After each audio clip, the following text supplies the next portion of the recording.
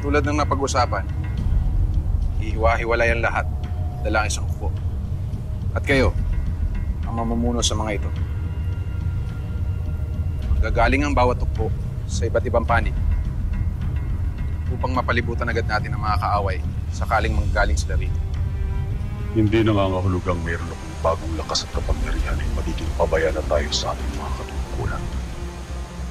Isip sa isip, lakas sa lakas, kapangyarihan sa kapangyarihan.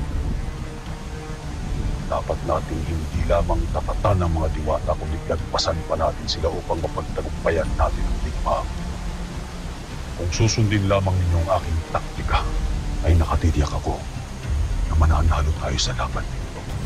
Sina Akil at Amaro ay binigyan ko ng taktang posisyon nila. Kaya't hindi ko na sila pinasama sa pagpupulong ito. May dadagdag pa, mas makakabuti upang paigtingin ang ating taktikang pagdigma. Isa lamang ang pinipilit ko sa inyo. Lumaban kayo ng pakikipaglaban ng higit pa sa mga nakaraang pagkaharap. Kung marami kayong mapapaslang sa maikling sandali ay mas mainam.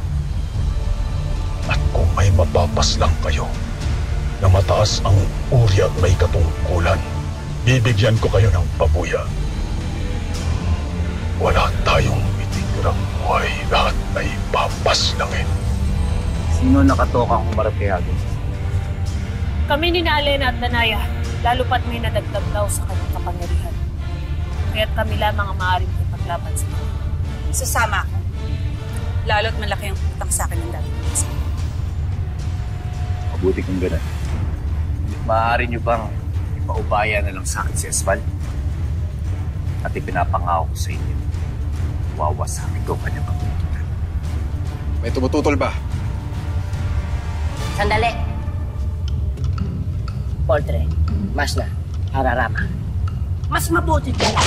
Wantok, masyado ko marami sinasabi. Kung gayon, sa bisa ng aking kapangyarihan bilang pinunong kawal ng mga mandirigmang diwata at sa kapangyarihang binigay sa atin ng ating hara, tinatapos ko na ang pagpupulong ito upang maghanda na ang lahat sa darating na digmaan. Kaya tumayo na kayo.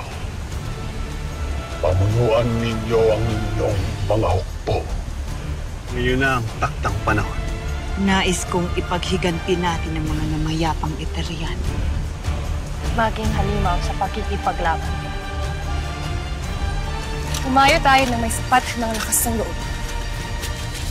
Brilyante ng tubig. Humihingi ako ng basbas na bigyan sila ng kalinawan ng pag-iisip sa pakikipaglaban.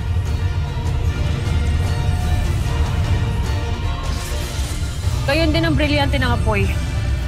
Naway bigyan kayo ng init at tapang para sa digmaan. Estas Secto. Matalumang Eder. Ngayon ay nalalapit na ang aming pakikipagdigma.